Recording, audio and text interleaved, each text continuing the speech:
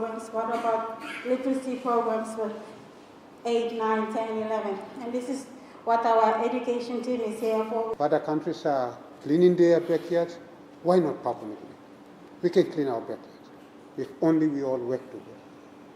The street kids, most of them, when we interview them in our second phase, all the street kids are out of school. And they need to go back to school. Lae is set to have its own dedicated marching band, a first for any province, following the official opening of the Lae Reserve Police Pipes and Drums training yesterday morning at the Igam Barracks. 40 trainees under the Lae City Authority's Police Reserve Pipes and Drums program will be undergoing training for 5 months at Igam Barracks.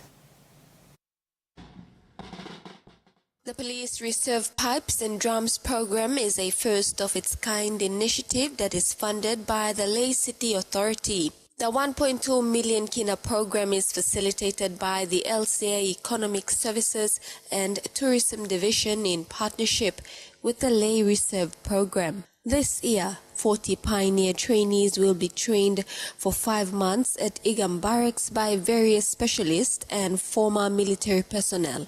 LCA Chief Executive Officer Robin Callistus said they aim to get the band ready for PNG's 50th independence anniversary in September 2025. Assistant Commissioner of Police Northern Command Peter Guinness told the 15 women and 25 men that they need to change their mindsets and be more disciplined. The training was officially opened by Member for Lae and Deputy Prime Minister John Rosso, who emphasized that the band will promote Lae's community pride and enhance national unity. The program intends to establish a dedicated 30-member marching band. Its focus will be on showcasing the unique traditions of the Scottish bagpipe and drums model that is practiced by the PNG Defence Force and other disciplined forces. The trainees will get a fortnightly allowance of 200 kina until their graduation after 5 months, where they will get additional allowance when they join the main reserve training program. Maricela Kelleton, TV1 News. East New Britain Governor Michael Marum and Pomio MP and Minister for Health Elias Kapavore recently completed a comprehensive electoral visitation program across Pomio District and parts of the Gazelle and Binding areas. This initiative included engaging with communities and assessing development projects. They commenced their journey abroad MV Pomio 2 traveling to East Pomio. Over the next 3 days, they presented a new track to Toll High School and the newly established East Pomio LLG office.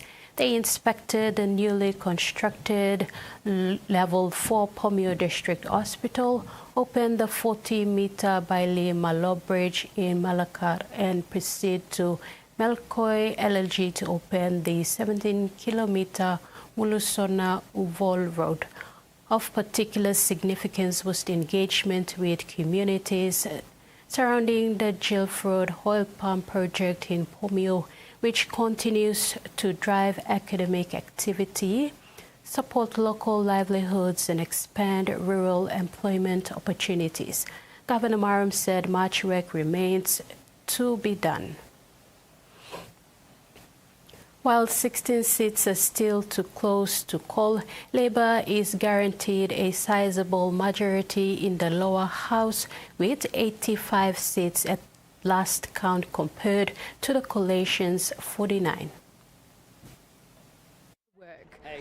Ascending Capitol Hill, arguably at the peak of his political power. We've been an ambitious government, we'll continue to be an ambitious government, but we won't get carried away. It'll be hard not to. Saturday's election delivered a Labor landslide, decimated its political rivals and achieved Anthony Albanese's long-held ambition. I want Labor to be the natural party of government, but it's very clear that we will have a substantial majority in the House of Representatives. No majority in the Senate, but Labor looks to have increased its numbers and may be able to solely rely on the Greens to pass legislation the coalition opposes. The Greens are now in sole balance of power in the next parliament. A power he's being warned to use wisely by a Prime Minister with policies he's determined to implement. We have a clear mandate to build more housing. The key is supply. The key is supply. Get out of the way.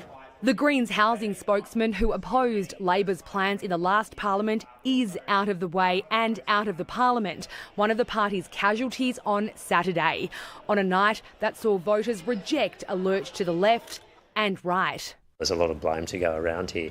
And one senator's directing it all at leadership aspirant Angus Taylor. The economic narrative was just completely non-existent. I'm not quite sure what he's been doing for 3 years. But party stalwarts say their problems run far deeper than that. I think as a party, we have lost our way. We have failed as a political movement to keep up with the values and priorities of contemporary Australia. After back-to-back losses, the Liberal Party is now in the grip of an existential crisis, riven with factionalism and unable to articulate what or who they stand for. It's a problem that started at the state level and is now being echoed across the country. More than 15 scientists and filmmakers from National Geographic presidencies began an expedition today to study the health of Tuvalu's marine environments in the hopes of advancing ocean conservation. The months-long research exhibition will explore Tuvalu's ocean from deep sea to lagoons to coral reefs, and a majority of which have never been studied in depth before. The expedition is a partnership between presidencies and the Tuvalu government. Presidencies will share data gathered during the expedition with the country's government, which can be used to inform ocean management plans and help Tuvalu officials decide which part of their ocean to protect. This exhibition comes at a crucial time as Tuvalu is in the process of developing its national ocean policy to ensure the protection of their waters. It's considered the deadliest race in the country, and this year's Campfire Endurance event has once again delivered on its promise of rough mud fun. 4-hour test of mental and mechanical fortitude.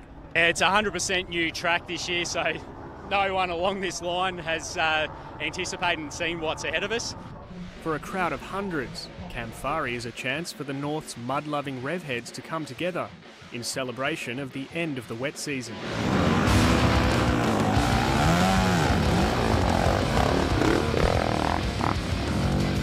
Digging deep to escape a grueling quagmire, riders battle heat, obstacles and back-breaking work to save their bikes from the swamp. We've seen people hit trees, we've seen people get bogged, so many people vomiting. While many stay high and dry, brave spectators join in the drudgery, wading in to lend a helping hand. This is a pretty good mud section, eh? This is definitely going to test me out, and this is only the second lap. Imagine what it's going to be like in 4 hours. The conditions at this year's race have broken up the pack, with some favourites still yet to complete their first lap 1 hour in. Campfire is truly living up to its reputation as the Northern Territory's muddiest test of endurance. We've chosen this area because the Campfire is an iconic floodplains mud race. So we want the guys to struggle. We want our quad racers and our bike racers to actually prove their skills. An enduro racer herself, Vice President of the organising club, Wendy Hogarth, says the dynamic race format keeps men and women coming back year after year. The good thing about an enduro, even if it's on a shorter track, every time that you go for another lap, the tracks change. You know, people have ridden over it, so there's rocks are different, things look different. The test of mind and machine, no match for winner Daniel McInnes, his first victory in over 10 years. Definitely proud of it. It's a tough race, and I'm just glad to be a winner again. And while the mud will wash away, just finishing this race at all is an achievement worth getting messy for. New Zealand women and South Africa men were crowned HSBC SVNS 2025 champions after securing staggering victories at the HSBC SVNS World Championship in Los Angeles. South Africa claimed their fifth men's series title and first since 2021 by beating a valiant Spanish side 19-5 to bring down the curtain on the 2025 International Rugby Sevens season. South Africa team never stopped believing.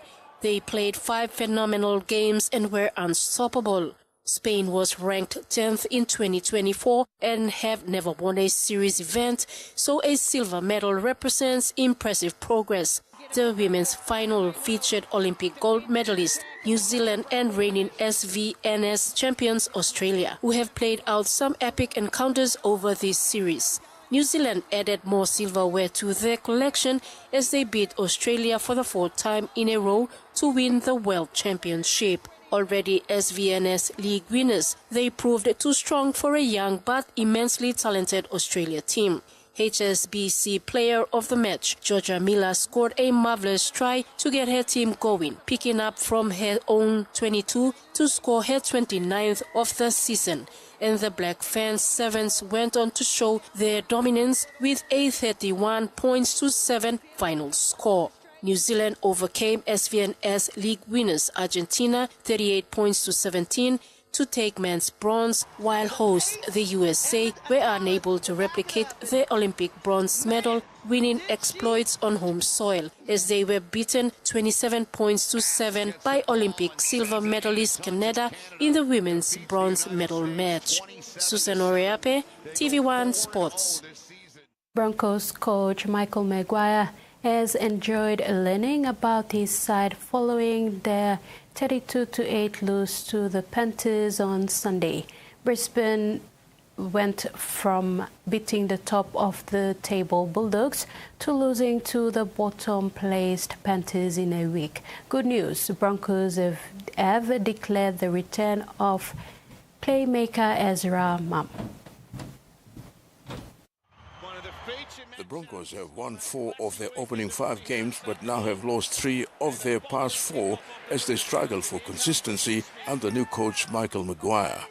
But the 2023 Daily M 5-8 of the year, Mam is available for selection this week following his 9-game suspension. He's likely to slot straight back into the starting side, with Ben Hunt shifting to hooker and Billy Walters to the bench for the Broncos' clash against the Rabbitohs on Friday. Yeah, there's probably some learnings there that probably take me a bit longer to explain, but there were some really good moments at the start of the game, but it's just learning how to do it longer. Yeah, we put in a good start. We obviously we dropped the ball, but we climbed back into it, and then we sort of found the game that we want to play.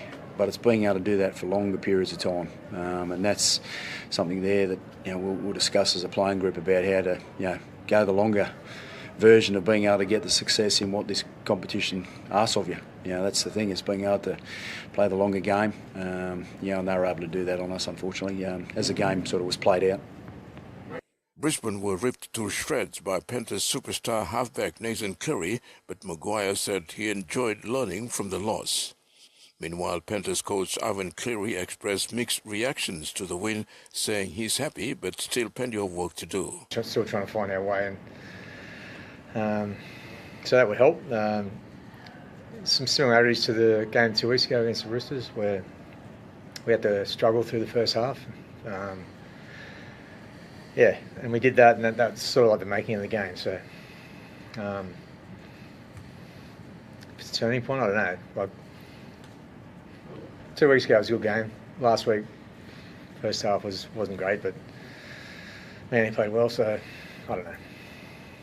Terry Longwood, TV1 Sports. And that ends our midday news. Do join us at 6 tonight for more.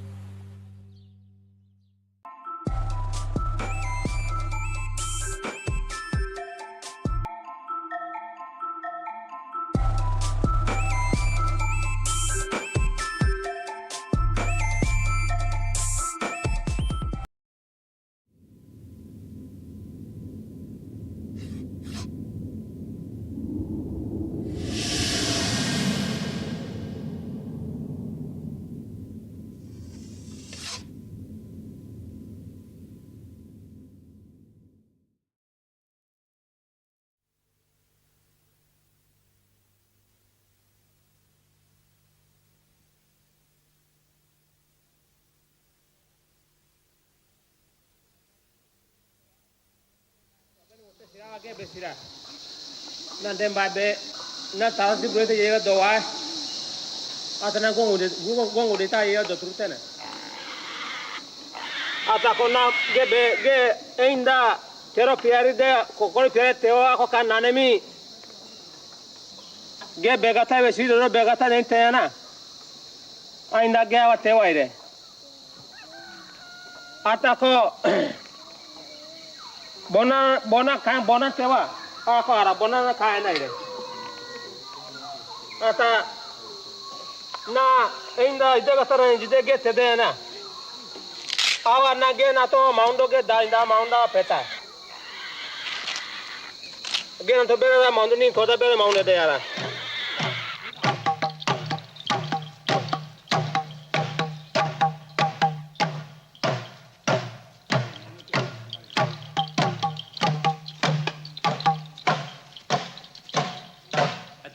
I'd like to introduce a person who's been a friend of mine for well over a decade. I met him before he became the first full professor in the history of Papua New Guinea. He was a person I met, extraordinarily enough, for the first time in the Soviet Union, where he cut quite a sway.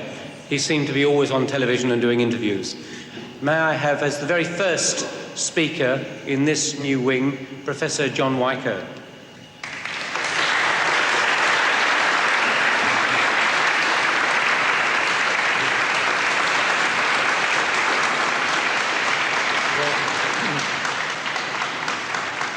Since independence in 1975, Papua New Guinea is beginning to draw our balance sheet of cultural gains and cultural losses. I believe Papua New Guinea realizes now more than ever that her identity and survival are anchored in her diverse cultures, some of which are represented in this exhibition. I must point out there are very many complex areas of the cultures of Papua New Guinea, for instance, which are not yet known or familiar to anthropologists and others. Mama tonimo maneno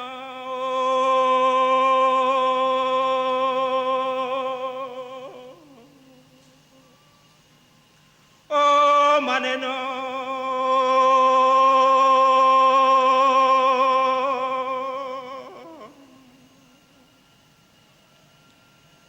towara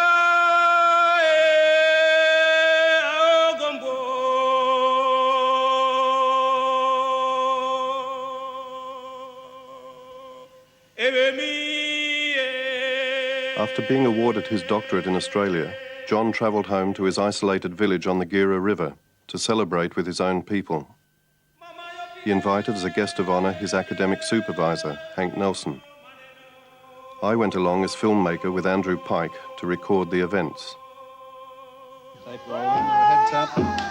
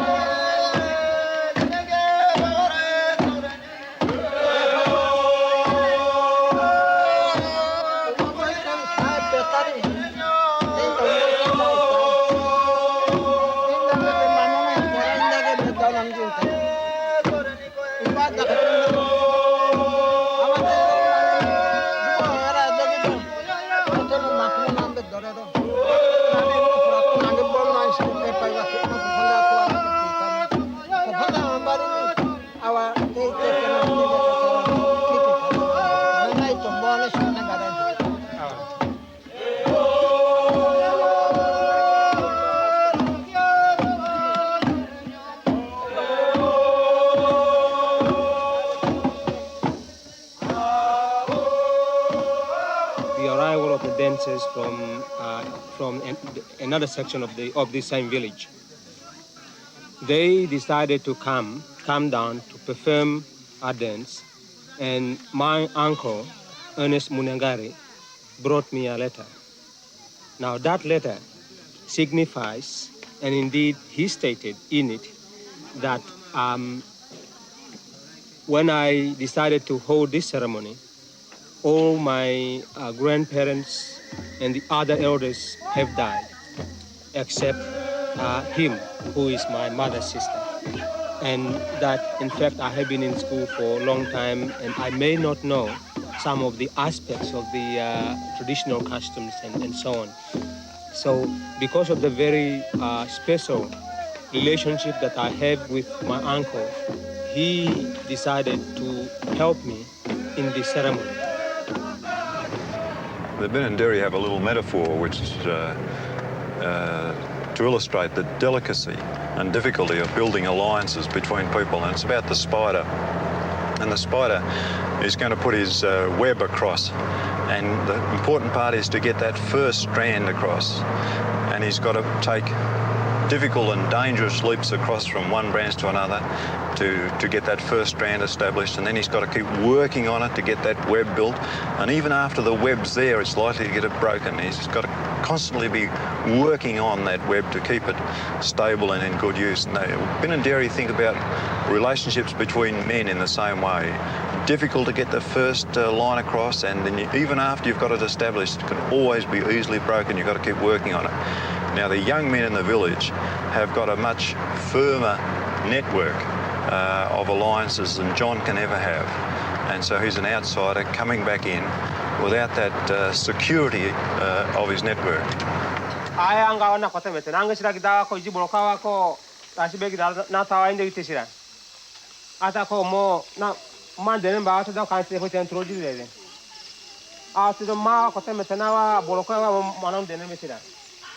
Audo awa koi mo guno gira bera petara ko ro yavna ta gumain taranga wana ngotena ata ko audo gumba ari gido awa kona jipopa na ko ijina tai kaira ta ka mo tere gado awa man nan jipopa na ma 6 ta 7 anga wa ko gira be daina da ko na to raisi begi da awa kona inde wisdo gumaina awa kuta awa tenaire ana ji borere ainda mana itana ata purayo maundo betari purane tutodei mainda tos deta ko prai dawa burant berai taina awa gawate tena awa ko maumane nenen ganda gumbera awa ko yeyewa munyanji jirira ata ko kande gewa bere tanongido awa ko maumane ananda pitewa injida ko tawara mainda ge nongora mewa ko tare kangido awa kana utu mainda dawa egerman taiteranga ko mamana ko tembora kai bede ijidengo tanawa ko ananda pitewa awa injo taworte ge awa tenaire edena mu manate ge ko bena awa kota awa tedo nakale buro babanga berara ba itai dotere chiri mongumeta audawa me dorote tetaire ko ainda gunda wala to kale ito baba era ule ainda kona to kale ya burawa berali tae pura tote tetawa ko gunda tote nyunde chira tato gane ta ko neinda wa borko be dogumete ne da do burete pura tote tetawa kona to ya wakanida ainda be ana buru ita mi chirigido asana ge te po tupo ya ba ko tanonga tutawa tene na ainda ge itaira. Thank you, Tene. Thank you. The other thing that makes it hard for John is that in all of those Midday villages, there's a hierarchy of clans and families. And I'm not sure that John's family and clan position is among the highest in that Tabara village. And so all of the other families and clans see that John's own family ascending, and if one family or individual ascends, then others must descend. I mean, it's in a nice little neat hierarchy. And so they're all very much aggressive competitors as individuals, as families, and beyond that, as clans.